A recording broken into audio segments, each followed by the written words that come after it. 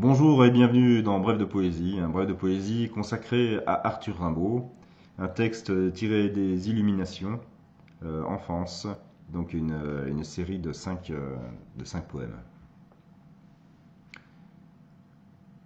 Cette idole, yeux noirs et crins jaunes, sans parents ni cour, plus noble que la fable, mexicaine et flamande.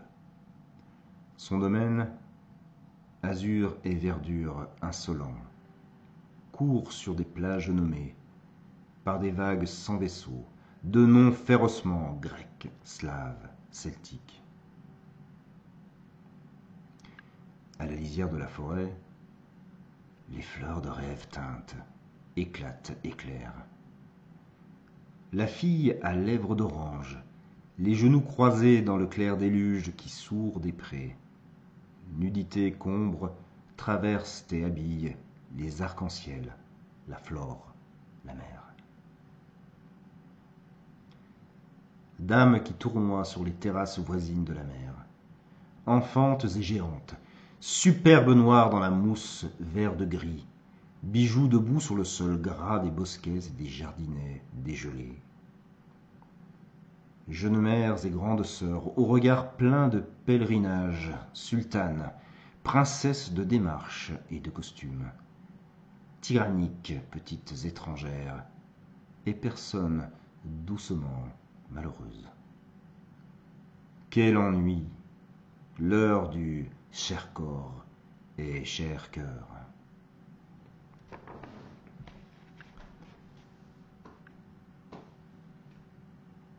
Second poème.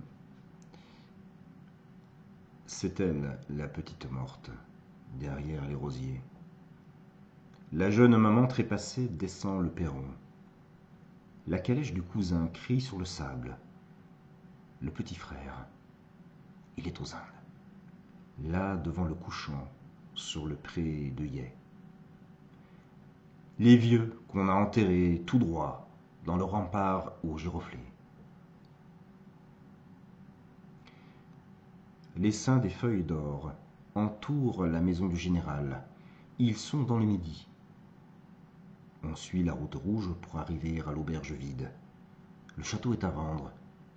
Les persiennes sont détachées. Le curé aura emporté la clé de l'église. Autour du parc, les loges des gardes sont inhabitées. Les palissades sont si hautes qu'on ne voit que les cimes bruissantes. D'ailleurs, il n'y a rien à voir là-dedans. Les prés remontent au hameau, sans coque, sans enclume, les clus élevés. Oh, les calvaires et les moulins du désert, les îles et les meules.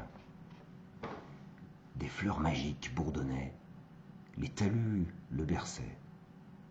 Des bêtes d'une élégance fabuleuse circulaient. Les nuées s'amassaient sur la haute mer, faite d'une éternité de chaudes larmes. Troisième de la série. Au bois, il y a un oiseau. Son chant vous arrête et vous fait rougir. Il y a une horloge qui ne sonne pas. Il y a une fondrière avec un nid de bêtes blanches. Il y a une cathédrale qui descend et un lac qui monte. Il y a une petite voiture abandonnée dans le taillis ou qui descend le sentier en courant, enrubanné. Il y a une troupe de petits comédiens en costume aperçus sur la route à travers la lisière du bois. Il y a enfin, quand l'on a faim et soif, quelqu'un qui vous chasse.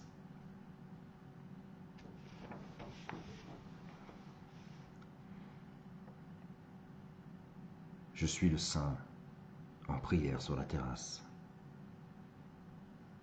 Comme les bêtes pacifiques paissent jusqu'à la mer de Palestine.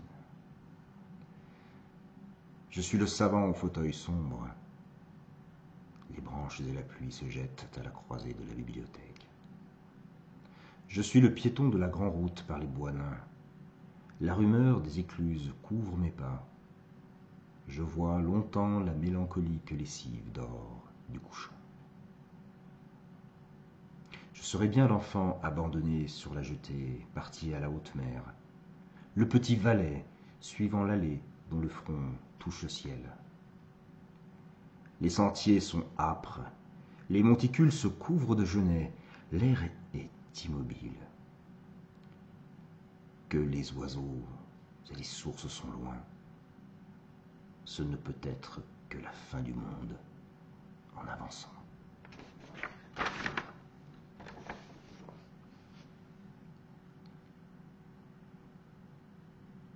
Qu'on me loue enfin ce tombeau, blanchi à la chaux avec les lignes du ciment en relief, très loin sous terre.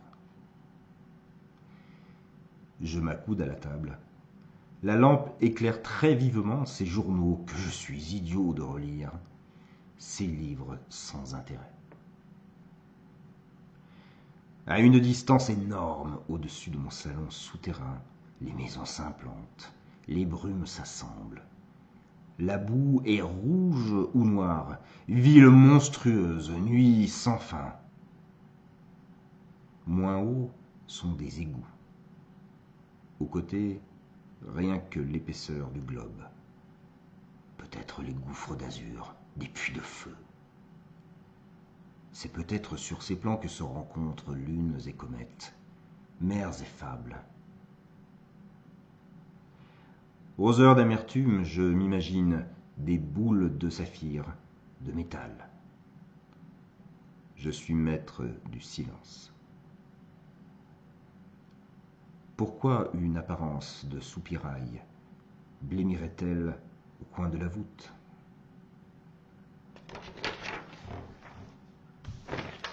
Voilà, une première émission sur Arthur Rimbaud, qui, en tout cas, n'en doutons pas, restera éternellement au panthéon de notre cœur, quoi qu'il en soit. Voilà, je vous souhaite de passer une très belle journée en poésie et à très bientôt.